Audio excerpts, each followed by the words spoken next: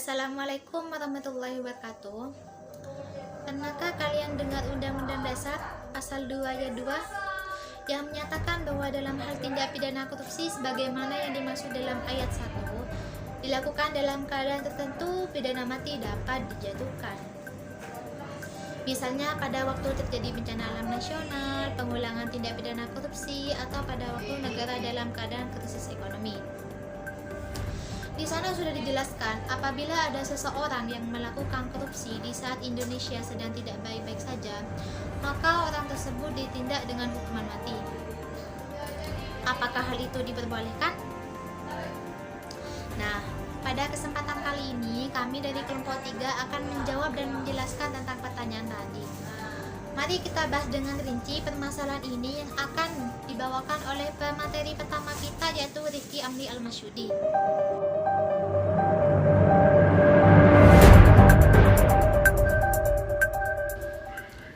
Korupsi sampai saat ini masih belum bisa dihilangkan di tanah air kita. Hampir di semua lembaga terjadi yang namanya korupsi, entah dari golongan bawah atau dari golongan atas. Hal ini menjadi problem bagi Indonesia sendiri, dikarenakan dengan adanya korupsi yang masih merajalela, Indonesia akan susah menjadi negara maju. Kenapa bisa seperti itu? Jelas, dengan adanya korupsi tersebut, keuangan Indonesia berkurang, dan nantinya kekurangan harus ditutupi dengan meminjam uang kembali. Bayangkan saja, ketika ada proyek pembangunan dengan dana 100 juta, namun yang terrealisasikan hanya 80%. Lalu, berapa kerugian yang didapat oleh pemerintah? 20 juta lah kerugian yang dialami oleh pemerintah. Lalu, bagaimana jika dananya 1 miliar? Bayangkan saja, 20% dari 1 miliar. Betapa ruginya negeri ini jika hal itu terjadi. Berbagai macam cara telah dilakukan oleh pemerintah, seperti dalam membentuk perundang-undangan sampai dengan pembentukan Badan Penanggulangan Korupsi. Namun sampai saat ini pun hal tersebut seperti tabu di mata masyarakat, bukan karena mereka tidak bisa bertanggung jawab atas tugas mereka, namun masyarakat merasa gerah terhadap hukuman yang dijatuhkan kepada para koruptor. Oleh karena itu, masyarakat menginginkan para koruptor mendapatkan hukuman yang seberat-beratnya, seperti hukuman mati.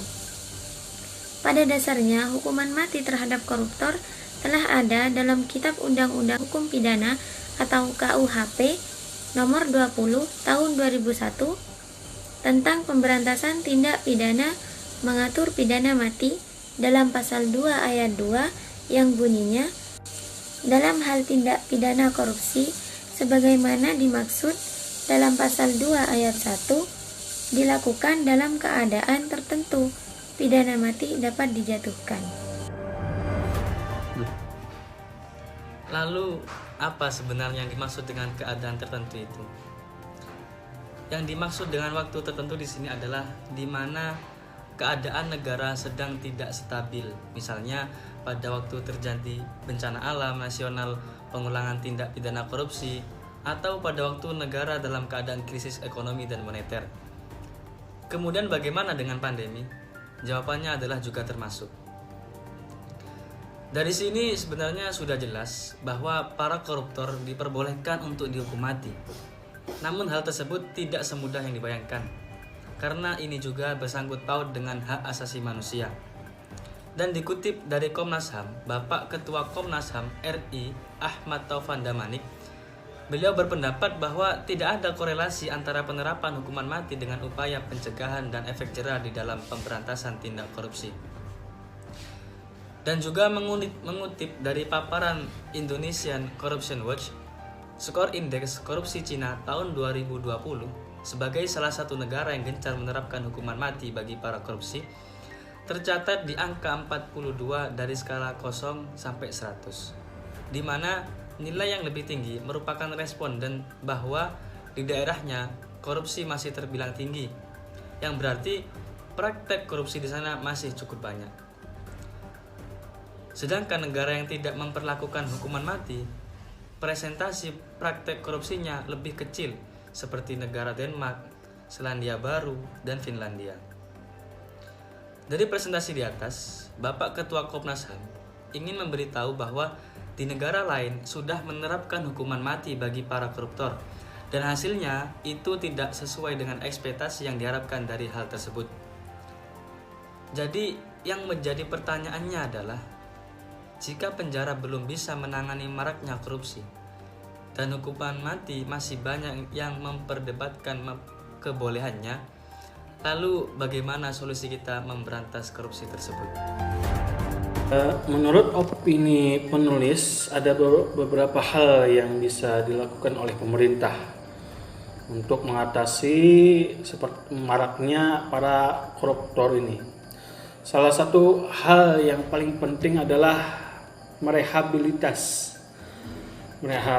kembali jajaran-jajaran penegak hukum di Indonesia. Dikarenakan sampai saat ini yang menjadi permasalahan adalah bukan dari komisi pemberantas maupun dari koruptornya. Akan tetapi tersebut namun lebih ke penegak hukum yang selalu memberi keringanan kepada jawaban yang kepada orang-orang koruptor ataupun orang-orang yang korupsi. Ada beberapa daftar nama di mana mereka semua mendapatkan keringanan hukuman ketika mereka dalam masuk kasus korupsi. Berikut ini ada 20 nama-nama koruptor yang mendapatkan pengurangan hukum setelah PK-nya dikabulkan oleh hakim ataupun Mahkamah Agung. Yang pertama seperti mantan Bupati Bengkulu Selatan, yaitu Dirwan Mahmud dalam kasus suap pengerjaan jembatan dalam pembangunan jembatan. Mengurangi hukuman dari 6 tahun penjara menjadi 4 tahun dan 6 bulan penjara. Kemudian yang kedua adalah adik mantan Menpora, yaitu Andi Zulkarnain Malaranggeng alias Col Malaranggeng, kasus proyek pembangunan P3SON di Hambalang, yaitu mendapatkan keringanan hukuman dari 3 tahun menjadi 6 bulan penjara, menjadi 3 tahun penjara. Kemudian yang ketiga adalah mantan Bupati Buton Samsu Umar Abdul Samiun, mendapatkan kasus suap Ketua MK Akil Mukhtar. Maka Mahkamah Agung ataupun hakim mengurangi hukumannya dari 3 tahun menjadi 9 bulan penjara, menjadi 3 tahun lamanya dalam penjara. Dan beberapa banyak hal pun terhadap jenis-jenis koruptor ini dari orang-orangnya, dan banyak kasus-kasus terhadap pemotongan atau keringanan kepada orang-orang yang koruptor. Hal ini pun yang kadang membuat KPK geram. Bagaimana mungkin orang-orang tersebut bisa diberikan pengurangan masa hukuman yang seharusnya, yang selayaknya, akan tetapi malah dipotong. Di manakah keadilannya itu? Maka dari itu yang menjadi permasalahan di sini adalah penegak hukum yang bisa lebih berpihak pada koruptor, atau mereka mungkin bisa juga termasuk koruptor tersebut. Mungkin